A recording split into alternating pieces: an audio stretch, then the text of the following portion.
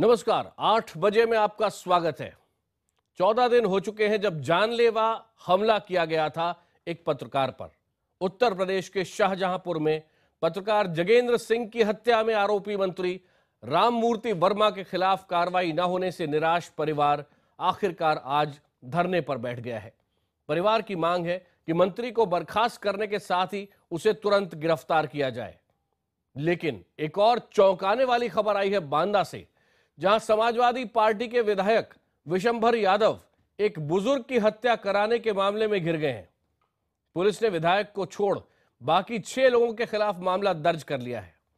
बाराबंकी में toll plaza पर firing कर भागने वाले उत्तर प्रदेश के पूर्व राज्य मंत्री इकबाल को भी पुलिस अभी तक गिरफ्तार नहीं कर पाई है। यानी एक एक करके समाजवादी पार्टी के नेताओं का चेहरा सामने आता जा रहा है। लेकिन आश्चर्य है कि मुख्यमंत्री अखिलेश यादव किसी के खिलाफ कुछ बोल नहीं रहे हैं। खास तौर पे राममूर्ति वर्मा के ऊपर एक शब्द उन्होंने अभी तक नहीं बोला है। चर्चा करेंगे अपने मेहमानों के साथ, लेकिन पहले ये रिपोर्ट देखिए।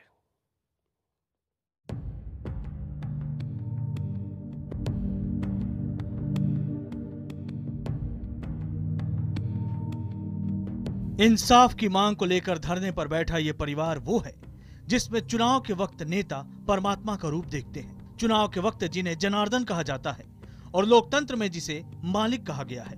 लेकिन आज ये परमात्मा, जनार्दन और मालिक धरने पर बैठा है, इंसाफ के लिए धरने पर बैठा है। और इन्हें इंसाफ की उम्मीद उससे है जिसे लोकशाही में नौकर का दर्जा हासिल है, सेवक का दर्जा हासिल है। हैरत की बात यह है कि इन पर जुल्म की इंतहा करने वाला भी उसी सेवक जमात का प्यादा है। लेकिन हैरानी की बात यह है कि शाहजहांपुर में मारे गए पत्रकार जगेंद्र के परिवार को 14 दिन बाद भी इंसाफ कहीं नहीं दिखाई दे रहा। अभी तक न तो कत्ल की साजिश के आरोपी मंत्री राममूर्ति सिंह वर्मा के खिलाफ कोई कार्रवाई हुई है और न ही उनकी गिरफ्तारी। हार कर परिवार धरने पर बैठ गया है और भूख हड़ताल की धमकी दे डाली है। पापा ने बयान दिए थे, उनका नाम लिया था, उन्हें अभी मंत्री पद से बर्खास्त नहीं किया गया, ना ही गिरफ्तारी हुई है और ना ही जो अन्य अभियुक्त हैं उनकी भी गिरफ्तारी हुई है। इसलिए मुझे प्रदेश सरकार से भरोसा उठ गया है। मंत्री जो है बर्खास्त नहीं होते हैं, हमें न्याय नहीं मिलता है, तब का हमारे हड़ताल जारी रह गई है, चाहे महीने लग रहे हैं, 2 महीने। इस बीच पूरे मामले पर सियासी गहमागहमी भी शुरू हो गई। बीएसपी सुप्रीमो मायावती ने भी आरोपी राज्य मंत्री राममूर्ति वर्मा की गिरफ्तारी की मांग की है। शाहजहांपुर में जो मंत्री है तो उसकी गिरफ्तारी होनी चाहिए। आप चाहिए की बात कर रहे हैं, जब ये घटना घटी थी उसी दिन हो जानी चाहिए। राममूर्ति वर्मा का मामला ठंडा भी नहीं पड़ा कि एक और मामला बांदा से सामने आ गया है। बांदा में समाजवादी पार्टी के विधायक विशंभर यादव पर एक बुजुर्ग की हत्या का आरोप लगा है। आरोपों के मुताबिक जमीनी विवाद को लेकर विशंभर यादव के गुर्गों ने देवी दयाल नाम के बुजुर्ग को जिंदा जलाकर मार डाला। मारने से पहले उनके मुंह में कपड़ा ठूस दिया गया। आरोप यह भी है कि दबंगों ने देवी दयाल की पत्नी के भी हाथ पैर तोड़ डाले। लेकिन सत्ता के इशारे पर नाचने वाली यूपी पुलिस भी कम नहीं। बांदा पुलिस ने इस मामले में महज एनसीआर दर्ज कर कार्रवाई की खानापूर्ति कर दी। पुलिस का कहना है कि मामले की छानबीन की जा रही है। बड़े आदमी का हाथ ही नहीं क्या रहे, वही क्या जाइए विधायक बैठे है, इनके खुद हाथ आए, ये मिलकर विधायक का मरवाई से कि इसको मार के ही जला दिया, अब कुछ नहीं होगा है। अब हाथ पैर टूटे थे नहीं, एनसीआर लिखेगी तो उसके बाद की क्या कार्रवाई हुई, उसका एक्सरे हुआ नहीं हुआ तो उसमें मैं जानकारी। लोगों का कहना है कि किसी विधायक जी का कोई विधायक जी के लोग हैं, क्या ऐसा भी कुछ है? विधायक को ऐसा कोई बात नहीं, जो अगर कोई अपराध करता है वो किसी का भी आदमी हो। यूपी पुलिस कई वजहों से सवालों के घेरे में है। बाराबंकी में टोल नाका पर फायरिंग कर भागने वाले पूर्व राज्य मंत्री इकबाल की भी गिरफ्तारी अभी तक नहीं हो पाई है। समाजवादी पार्टी की सरकार में कानून व्यवस्था हमेशा से ही बड़ा मुद्दा रही है। अखिलेश यादव के कार्यकाल में भी यही इतिहास दोहराया जा रहा है। आंकड़े देखिए तो पता चलता है कि दरअसल सरकार के लिए ज्यादा मुश्किलें दूसरे नहीं बल्कि खुद अपने ही खड़े कर रहे हैं। कैमरा पर्सन निजाम के साथ शलभ बनी त्रिपाठी, लखनऊ, IBN 7। अपने खास मेहमानों से बात करें उससे पहले आपको उत्तर प्रदेश के एक कैबिनेट मंत्री पारसनाथ यादव का अजीबोगरीब बयान सुनाते हैं। अभी अभी आपने देखा कैसे पत्रकार जगेंद्र का परिवार आरोप लगा रहा है कि पुलिस ने उनके ऊपर पेट्रोल डालकर या केरोसिन डालकर उन पर आग लगा दी और पुलिस के सामने जिंदा मार डाला उस पत्रकार को, और उसके बाद से परिवार पर दबाव है कि मामले को रफा दफा करने के लिए वो तैयार हो जाए। लेकिन इसी मुद्दे पर उत्तर प्रदेश के कैबिनेट मंत्री पारसनाथ यादव ने क्या बयान दिया है, पहले ये सुन लीजिए। वो ये कुछ कहते हुए नजर आ रहे हैं कि कुछ घटनाएं निश्चित होती हैं, ये प्रकृति का नियम और विधि का विधान है। सुनिए। देखिए, यह देश ऐसा है, यहाँ का कानून ऐसा है कि बगैर दोष को, जब तक दोष सिद्ध न हो जाए तब तक किसी को दोषी कहना ठीक नहीं होता। जहाँ तक अखबार के माध्यम से या किसी व्यक्ति के कहने से हमारे किसी मंत्री के ऊपर ये बात कही गई है, जांच हो रही है और जांच में जो बात निकल के आएगी, बड़ा से बड़ा आदमी नहीं बख्शा जाएगा, उसके विरुद्ध कार्रवाई होगी। मंत्री की कोई बात नहीं। वाह, मंत्री जी को फिलॉसफी याद आ रही है। जब एक पत्रकार की मौत हो चुकी है, उसे मार डाला गया है, यह आरोप है, और अभी तक मंत्री पद पर बना हुआ है, गिरफ्तार भी नहीं हुआ है। इसीलिए आज हम आपसे सवाल पूछ रहे हैं, और आज का सवाल यह है, क्या अखिलेश सरकार गुंडों के सामने बेबस है? हां के लिए टाइप कीजिए IBN 7 स्पेस Y, नहीं के लिए IBN 7 स्पेस N, और अपनी राय हमें 51818 पर SMS कर दीजिए। आपकी राय हम इसी कार्यक्रम के आखिर में दिखाएंगे। खास चर्चा के लिए हमारे साथ जुड़ने वाले हैं समाजवादी पार्टी के नेता बुक्कल नवाब। थोड़े से लेट हैं, लेकिन इस वक्त बीजेपी के प्रवक्ता अनिल बलूनी, कांग्रेस के प्रवक्ता राजीव त्यागी और उत्तर प्रदेश के पूर्व DGP विक्रम सिंह हमारे साथ हैं। सबसे पहले राजीव त्यागी जी, ये बताइए कि एक राजनेता के तौर पे तो छोड़ दीजिए, जिस तरह के बयान एक के बाद एक समाजवादी पार्टी के नेता दे रहे हैं, देश का कोई भी व्यक्ति ऐसी बातें सुनकर क्या सोचेगा इस सरकार के बारे में और उत्तर प्रदेश के बारे में? देखिए, ये संवेदन शून्यता है और इसे इसके अलावा कोई भी शब्द नहीं दिया जा सकता, पहली बात। दूसरी बात मैं कहना चाहूंगा, कांग्रेस पार्टी की तरफ से हम इस विषय पे CBI जांच की मांग कर रहे हैं, और कल कांग्रेस पार्टी महात्मा गांधी की प्रतिमा में लखनऊ से लेकर के शहीद पार्क तक एक मार्च भी करने जा रही है जगेंद्र सिंह की हत्या को लेकर के।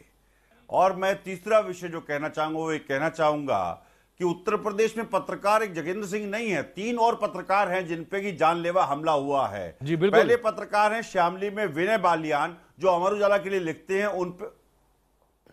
उन पे मुठभर लोगों ने उनकी जान लेने का प्रयास किया। दूसरे पत्रकार हैं कानपुर से दीपक मिश्रा, जो जुआरियों के विरुद्ध अभियान चला रहे थे, उन पे जुआरियों ने जान लेने की कोशिश की। तीसरे पत्रकार हैं धीरज पांडे, जो लालू जी यादव पूर्व विधायक है समाजवादी पार्टी के, उनके लोगों ने उन पे गाड़ी चलाने का काम कर दिया क्योंकि उनके काले कारनामे उजागर करने का काम कर रहे थे। और दूसरा विषय अगर आप देखेंगे तो 2013 में अगर देश में 11 पत्रकारों की हत्या हुई तो 4 पत्रकार दिल्ली उत्तर प्रदेश से थे। तो जो चिंता का विषय, करीब करीब 40% पत्रकार उत्तर प्रदेश से मारे गए। मैं ये कहना चाहूंगा समाजवादी पार्टी के अपने जितने भी साथी हैं या जितने भी नेता हैं कि क्या समाजवादी पार्टी के लोगों को दिख नहीं रहा है कि कानून व्यवस्था किस तरफ जा रही है उत्तर प्रदेश की? क्या उत्तर प्रदेश में इसीलिए लोगों ने समाजवादी पार्टी को चुना था? तो मैं कह सकता हूं कि सपा का साथ उत्तर प्रदेश का महाविनाश तय है। और ये महाविनाश जो हो रहा है 2017 में उत्तर प्रदेश में समाजवादी पार्टी के ताबूत में कील ठोकने का काम निश्चित रूप से प्रदेश की जनता करेगी, क्योंकि प्रदेश में ना तो कोई विकास है, ना कोई कानून व्यवस्था है, ना कहीं कोई ऐसा राज का अखलाक है जिसकी वजह से लोग बाग चैन की सांस ले सकें। आपका जवाब देने के लिए बुक्कल नवाब साहब इस वक्त हमारे साथ जुड़ चुके हैं। बुक्कल नवाब साहब, क्या है जवाब आपके पास? पत्रकारों पर एक के बाद एक हमले हो रहे हैं, जिंदा जला दिया गया एक पत्रकार को, आपका मंत्री अभी तक खुला घूम रहा है। आकाश की आवाज आ रही है। अभी देखिए, इससे पहले भी अब टीवी बैठे हुए थे आपके, और तो आप ही लोग जो है इस पैनल के अंदर मतलब आप ही वहां मौजूद थे। तो हमने इस बात को कहा था कि हम लोग जो अग्नि परीक्षा जो है, हमारी 2 बार अग्नि परीक्षा हो चुकी है। अग्नि परीक्षा तो पत्रकारों की ले रहे हैं आप? हमारी तो अरे पत्रकार की तो बात कर, 2 बार अग्नि परीक्षा हमारी हुई है, और अग्नि परीक्षा जो है पवित्र लोगों की होती है। अग्नि परीक्षा अपवित्र लोगों की अग्नि परीक्षा नहीं होती है कभी भी। अग्नि परीक्षा अपवित्र लोगों की नहीं होती है बुक्कल नवाब साहब। हमेशा पवित्र लोगों को अग्नि परीक्षा देनी पड़ती है, अपराधियों की कोई अग्नि परीक्षा नहीं होती है। अपराधी की कोई अग्नि परीक्षा नहीं होती है। पूरा ये सब अपराधियों की जगह जेल में होती है। बैठे हुए प्रहलाद को क्या आपने राममूर्ति वर्मा को कैबिनेट से हटाया? क्या डाइंग डिक्लेरेशन को देख करके आपने कैबिनेट से हटाया? भैया को बड़ा बेइंसाफ लगाया। अग्नि परीक्षा भाई ली है आपने और क्या नतीजा निकला? बुखलाइए मत, मेरे प्रश्नों का जवाब इस्तीफा भी दीजिए। ले लिया, सीबीआई इंक्वायरी भी करा ली, लाइट डायरेक्टर चेक भी करा लिया। 1 महीने तक क्या आपने टीवी के ऊपर उनके खिलाफ बोलते भी रहे।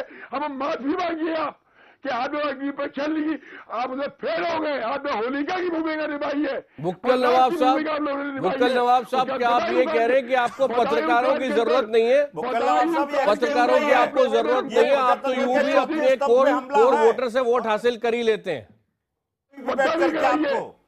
और वहां पर भी सीबीआई की इंक्वायरी ने वो सेटअप कराई और क्या निकला नतीजा? आपका नतीजा क्या निकला? ये निकला कि हम निर्दोष साबित हुए। अनिल बलूनी जी, बुक्कल नवाब साहब कह रहे हैं कि अग्नि परीक्षा हो गई हमारी और जनता ने हमें पसंद किया। आप लोगों ने गुनाह किया था, 2 बार आप हमको हमें अग्नि परीक्षा दे चुके हैं। अब फिर आप आकाश जी की आवाज बंद कर दीजिए। अब कहाँ से आप बुक्कल नवाब साहब थोड़ा सा सुन लीजिए प्लीज, सुन लीजिए। अनिल बलूनी जी को भी सुन लीजिए, मैं जवाब के लिए लौटूंगा आपके पास। अनिल बलूनी जी। आकाश जी देखिए, आकाश जी बुक्कल नवाब साहब तो ईरान तुरान की बात करेंगे, मुद्दे की बात करेंगे नहीं। मैं कई सालों से बुक्कल नवाब साहब को देख रहा हूं और उनसे जब भी सवाल पूछते वो कभी सही बात नहीं करते, इधर उधर की बात करते, सवाल का जवाब नहीं देते। वो बताए राममूर्ति वर्मा कहाँ हैं, उनके ऊपर जो आरोप है उनकी चर्चा करें। क्या राममूर्ति वर्मा के ऊपर आपराधिक उनका रिकॉर्ड पुराना नहीं है? क्या उनके ऊपर बलात्कार के सारे केस पहले से नहीं है? क्या उनके ऊपर घोटालों के आरोप नहीं है? ये बुक्कल नवाब साहब बताएं। क्या आज कानपुर के अंदर एक पत्रकार पर हमला हुआ है, सही नहीं हुआ है कि नहीं हुआ है? क्या आज उनके एक मंत्री ने मिर्जापुर में एआरटीओ को जान से मारने की धमकी दी है कि नहीं दी है? इन सवालों का जवाब बुक्कल नवाब साहब क्यों नहीं देते? गृह मंत्रालय मुख्यमंत्री के पास है, क्यों नहीं गृह मंत्री इस पे बता रहे हैं कि सारे हमारे नेता बेलगाम हुए, अधिकारियों को मार रहे हैं, आम लोगों को मार रहे हैं, पत्रकारों पर हमला कर रहे हैं?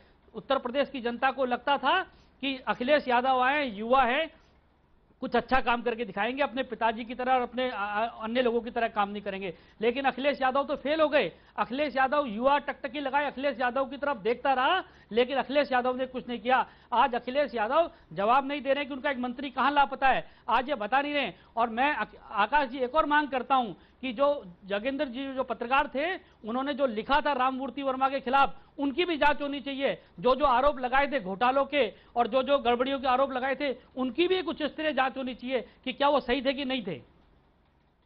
बुक्कल नवाब साहब अब जवाब देंगे। राममूर्ति, हाँ राममूर्ति ये नहीं देंगे जवाब आकाश जी, ये इधर उधर की बात नहीं, एक मिनट, अब बुक्कल नवाब साहब को सुन ले, फिर उसके बाद अब कोई रोके नहीं जो बुक्कल नवाब साहब बोल रहे हैं।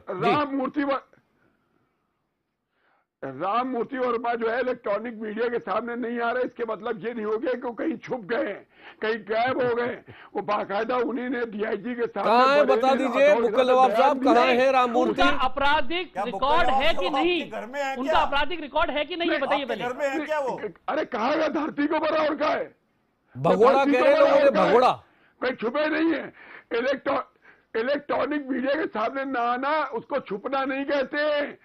और उसकी जांच पड़ताल जो है वो हम पूरे कायदे से कर रहे हैं और मामला जो है पीआईएल हाईकोर्ट में दाखिल हो चुकी है और उसके अंदर जो भी वहां से निर्णय आएगा हम मानने को बाद होंगे। राममूर्ति और एक मिनट, राजीव त्यागी कुछ बोलना चाह रहे हैं आपको। राजीव जी पूछताछ कर रही है, आप पूछताछ कर रही है, हम कह तो रहे पूछताछ हो रही है। डीआईजी राठौर जी ने उनसे बाकायदा जो है पूरे बयान लिए। ये बता कारवां क्यों उठा? हमें रहजनों से गिला नहीं, तेरी रहबरी का सवाल है। मैं पूछना चाहूंगा मोदी जी से इसलिए पूछना चाहूंगा कि मोदी जी ने कहा था कि बाप बेटे की सरकार, और मैं पूछना चाहूंगा कि सफाई जाने में टाइम तो है मोदी जी के पास सफाई में जाने का, लेकिन एक पत्रकार की हत्या हो जाती तो मोदी जी ट्वीट भी नहीं करते हैं। उधर उनके विदेश मंत्री जो हैं वो तो मस्त हैं अपराधियों को बचाने के लिए, काला धन वाले ललित मोदी को, और मोदी जी मस्त हैं सिर्फ और सिर्फ उद्योगपतियों के साथ उनके हितों को देखने के लिए। तो मोदी जी क्यों नहीं आगे आते हैं जब वो मान चुके हैं उनके गृह मंत्री राजनाथ सिंह की 150 से ऊपर दंगे हो चुके हैं, 150 से ऊपर दंगे हो चुके हैं पूरे प्रदेश में, तो क्यों नहीं केंद्र सरकार इसमें स्टेप लेती है? क्या जातीय विद्वेष की राजनीति और धार्मिक विद्वेष की राजनीति भारतीय जनता पार्टी को और समाजवादी पार्टी को सूट नहीं करती है? नहीं, एक मिनट, आप मैं सबको रोक के अगर आप सब इजाजत दें तो मैं बुक्कल नवाब साहब से कुछ सीधे सीधे जवाब चाहता हूं। आप सब साथ ही रहें। वक्कल नवाब साहब। नहीं, मैं पूछना चाहूंगा बलूनी जी से कि 2014 के चुनाव मैं आता हूं, उस पर भी आता हूं, मैं उस पर भी आता हूं। प्रेस ने, मीडिया ने मोदी जी को समर्थन दिया था, आज एक पत्रकार की हत्या होती है और 3 पत्रकारों पर जानलेवा हमला होता है उत्तर प्रदेश में, मोदी जी खामोश क्यों हैं? अच्छा, पहले बलूनी जी आप जवाब दे लें।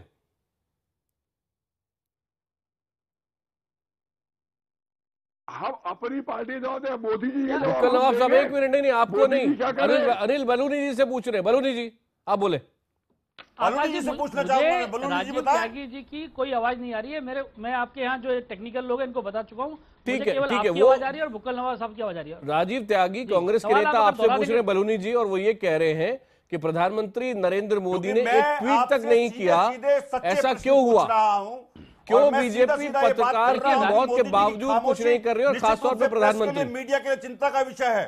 बलूनी जी देखिए आकाश जी, मैं बताता हूँ, ये राजीव त्यागी जी मैं सुबह से देख रहा हूँ, ये किसी तरह से समाजवादी पार्टी को एस्केप रूट देना चाहते हैं। इस तरीके से ये कांग्रेस और इनका पुराना इनका सौदा है, ये किसी तरह के भुक्कल नवाब को नहीं गिरने देंगे, इस तरह से एस्केप रूट देंगे। आप आर्टिकल 356 का इस्तेमाल करेंगे क्या इसके लिए? मैं कोई एस्केप रूट नहीं दे रहा हूं, मैं तो पूछ रहा हूं कि आप लोग अपने दायित्व का निर्वहन क्यों नहीं कर रहे हैं? जब आप मानते हैं कि प्रदेश में कानून व्यवस्था ध्वस्त है, जब आपके गवर्नर ये मानते हैं कि कानून व्यवस्था खराब हो चुकी है, उत्तर प्रदेश में दंगे होते चले जा रहे हैं, तो मोदी जी खामोश क्यों हैं? क्या यही गवर्नेंस है? अच्छा, आप जवाब सुन लीजिए बलूनी जी का। बलूनी जी सुन पाएगा? राजीव त्यागी जी, अब आपकी आवाज भी आ गई। जवाब नहीं है आपके पास, इसलिए आप राजीव त्यागी पर प्रश्न उठा रहे हैं। राजीव त्यागी प्रश्न उठाने से काम नहीं चलेगा, एक्शन करने से काम चलेगा। सुनिए राजीव त्यागी जी, मैं इसीलिए कह रहा हूं कि आप बातों को उलझाना चाहते हैं, भुक्कल नवाब को नहीं फंसने देंगे आप। समाजवादी पार्टी को कटघरे में खड़े नहीं, जो केंद्र सरकार करेगी वो करेगी, उसकी चिंता मत कीजिए आप। हमको भारतीय जनता पार्टी के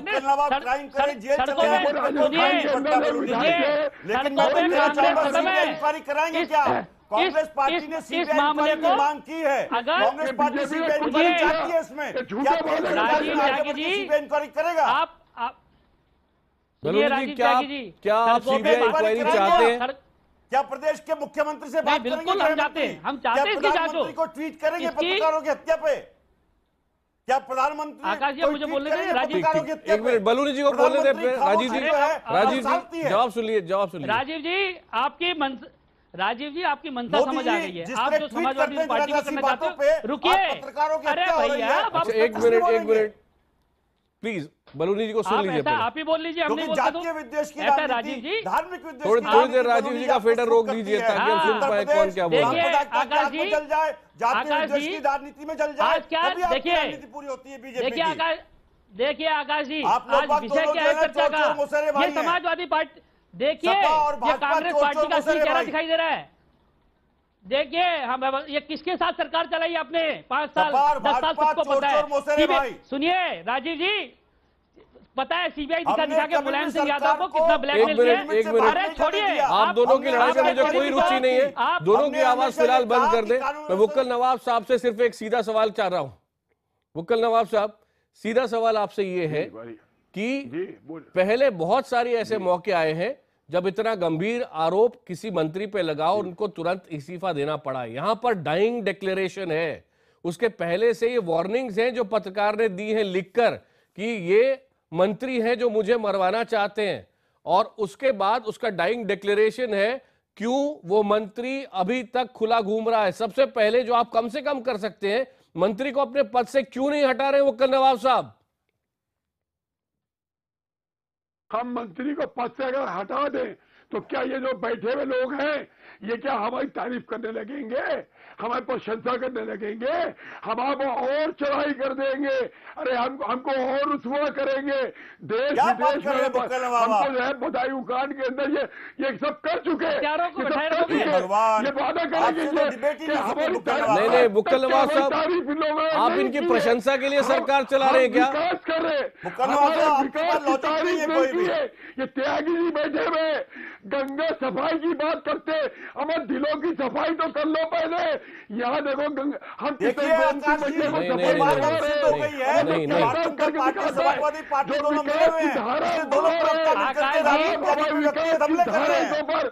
इसलिए राजीव त्यागी का नाम ले लेकर के हमले कर रहे हैं, लेकिन राजीव त्यागी की आवाज को दबा नहीं पाएंगे। मुक्कल नवाब साहब स्पेसिफिक क्वेश्चन, मेरा डायरेक्ट प्रश्न आपसे, आप दोनों पूछे जाएंगे। मुक्कल नवाब साहब सीधा प्रश्न मेरा ये था, आप मंत्री का इस्तीफा क्यों नहीं ले रहे? ब्लड प्रेशर ना हो जाए। आप मंत्री का इस्तीफा क्यों नहीं ले रहे? आपको कांग्रेस और बीजेपी की प्रशंसा तो नहीं चाहिए? देखिए आकाश जी, मैंने आपसे कहा था कि मुक्कल नवाब कोई जवाब नहीं देंगे। मुक्कल नवाब किसी सवाल का जवाब देंगे ही नहीं। देखिए आप तो छोड़ ही दीजिए, मोदी जी व्यस्त हैं अपना और जगह कर नहीं रहे हैं, बात कर नहीं रहे हैं। राजीव जी आप सब साथ रहे। मैं थोड़ा राजनेताओं से दूर जा रहा हूं। उत्तर प्रदेश के पूर्व डीजीपी विक्रम सिंह हमारे साथ है। विक्रम जी, ये बताएं कि सही तरीके से जैसा कि कहा जाता है उत्तर प्रदेश में अगर जंगल राज नहीं है तो पुलिस को कैसे काम करना चाहिए इस केस में? सही प्रक्रिया क्या होती?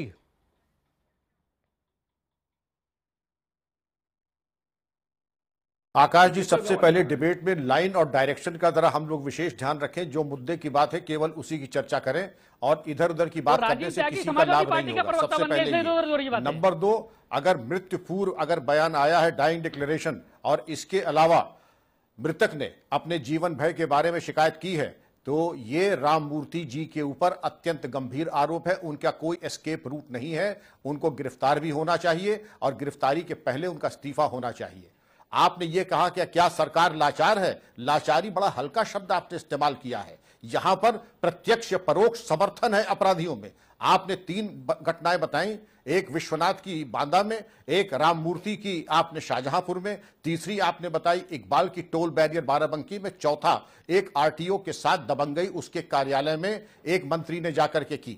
मिर्जापुर ये सब प्रकरण ये दिखाते हैं कि एक उदंडता, एक अनुशासनहीनता और एक मनमाना व्यवहार जो हो रहा है, इसके ऊपर कोई अंकुश लगाने की प्रवृत्ति नहीं है, बल्कि ऐसा प्रतीत होता है कि प्रोत्साहित किया जा रहा है।